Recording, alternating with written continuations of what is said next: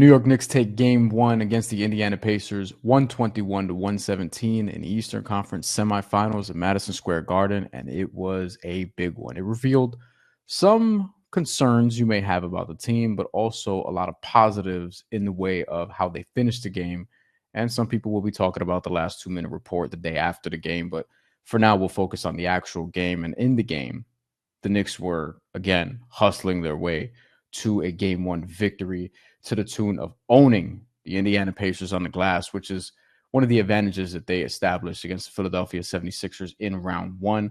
The Pacers wound up with 32 rebounds in the game, whereas the Knicks finished with 40, and it really revealed itself in the fourth quarter as expected because they were able to get the offensive rebounds to get those second chance points and secure a victory. Jalen Brunson was magnificent again with 43 points. And one of the things that this showcases is that the Pacers don't really have an answer for Jalen Brunson right now, and it's going to be hard to get one throughout the course of the series. Aaron Nesmith is going to be tasked with a lot of the Jalen Brunson offense and guarding that and trying to stay in front of it.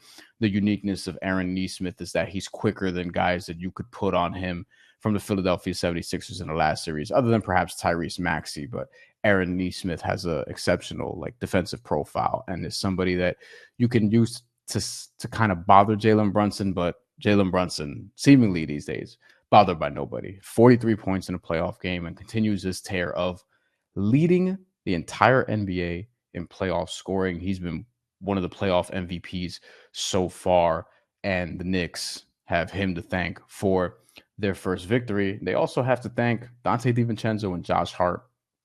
Josh Hart's one of the most beloved New York Knicks role players and players, really, that they've had in quite a long time. 24 points, 13 rebounds, 8 assists, was responsible for a lot of second chance points, and was able to be efficient from the field in a 48-minute performance. He did not come off.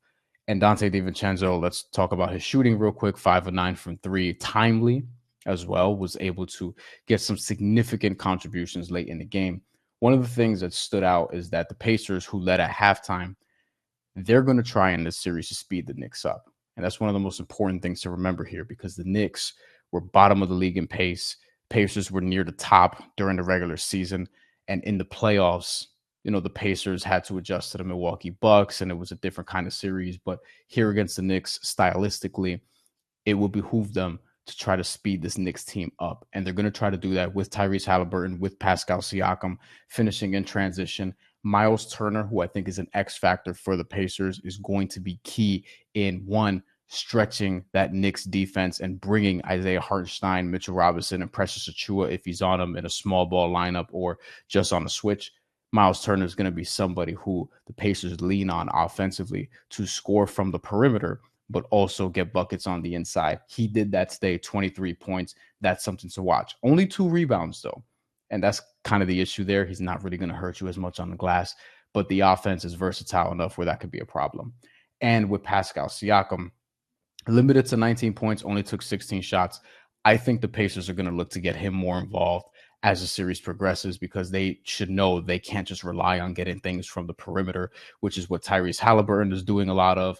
And he had, a not great game. He has 6 points, but he's going to be trying to look to create from the perimeter as well. So the Pacers, I feel like, haven't really gotten into the offense that they want to get into, other than perhaps the pace at times.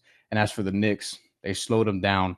They were able to grind it out late in games. As long as they continue to own the glass, they can compete with anybody. And that's been really the hallmark card of their playoff run so far. So it's the rebounds, it's Jalen Brunson, it's Isaiah Hartenstein, should mention him as well, 13, 6, 4, the versatility.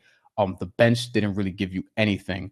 They're going to need more from their bench to sort of make this a more distant series, because the Pacers go 9 deep and they have guys that can actually play from 6 through 9. So look out for that as well. That's all we have for today. Make sure that you subscribe to us at New York Post Sports on YouTube. We'll be back for more as the series progresses. Stay here.